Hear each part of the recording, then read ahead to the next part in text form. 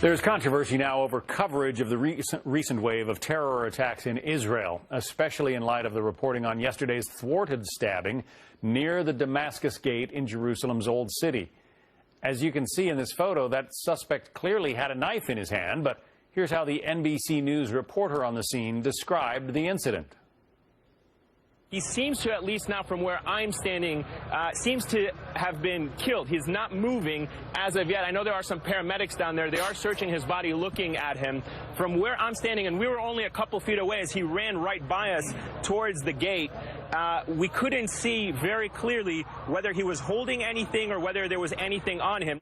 And this comes as some news headlines seem to cast Israel as the aggressor in these attacks. Joining us now, Rick Grenell, former advisor to 4 U.S. ambassadors to the UN, and Judith Miller is a Pulitzer Prize-winning investigative reporter, author, and a Fox News contributor, as is Rick. Rick, let's start with you. You actually basically confronted that NBC reporter over his coverage of the incident. Yeah, I happened to be watching MSNBC as Ayman Mohyeldin was literally describing the scene as it unfolded. And from the very beginning, he failed to report on a few key facts.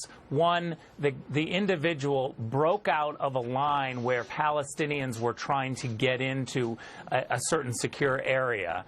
And he failed to tell us that. And two, he failed to describe that the individual had camouflaged uniform on, trying to pretend like he was an Israeli Defense Force soldier. Those are two key facts when you see someone running right in front of you. I also don't buy that Ayman did not see the knife in the guy's hands.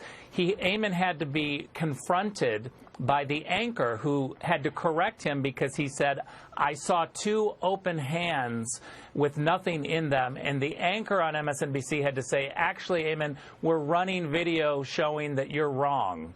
It was really an atrocious situation that Ayman Mohyeldin completely was in the wrong and biased reporting. But even after, even after his filing of that report, he reiterated his comments on Twitter. He wrote, I just witnessed the shooting of a man running down the stairs towards the Damascus Gate before being gunned down.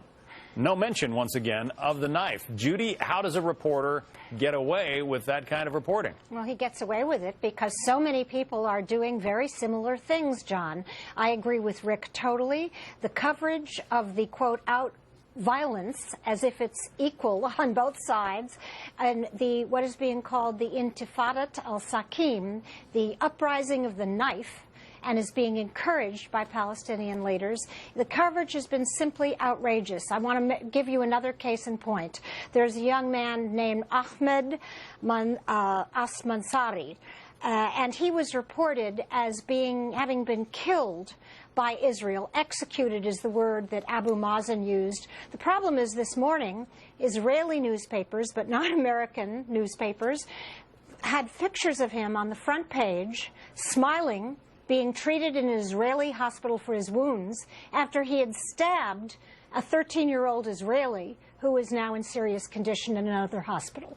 Abu Mazen being Mahmoud Abbas, the Palestinian president. Right. Yeah, there's a headline in the LA Times, 6 Palestinian teens die amid Mideast unrest. Those Palestinian teens were all carrying knives, weren't they, Rick? Yes. Yeah, they're all carrying knives. This is the knife-ifada. What's happening inside Israel is that the Israelis and the Israeli forces and security forces and police are responding to Palestinians who are yielding knives, trying to kill them. The coverage here in the United States is atrocious. I want to go back to Ayman Mohyeldin because he reports for NBC News. This is not the first time he's done it. It's not the second or the third or the fourth time that he's had biased coverage. This is like the 20th time. NBC News has an Ayman Mohyeldin problem. They need to get serious about disciplining him, telling him how he is supposed to be reporting. He's not biased. They need to move him off the Middle East beat. This is a serious problem for NBC News, and everyone needs to take to Twitter and put pressure on NBC News to do something about their Ayman Mohyeldin problem. A couple of more, or a look again at those headlines that we brought you earlier in the broadcast. One of them from the Wall Street Journal, which surprised some people. Two Palestinians teenagers killed, 2 injured by Israeli police.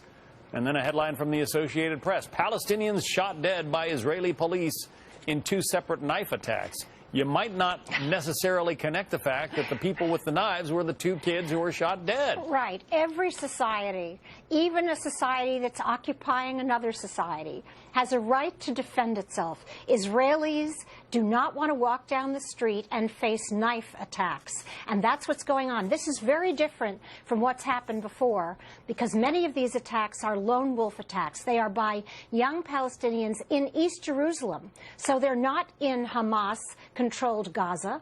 They're not in the West Bank, though some of them come from both places.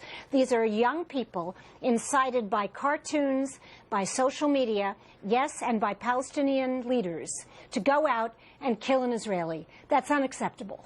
Well, viewers should pay attention to this segment when they read some of the headlines that are still to come, because apparently the media will continue to try and get it wrong. Judy Miller, Rick Grinnell, thank you both. Thank you.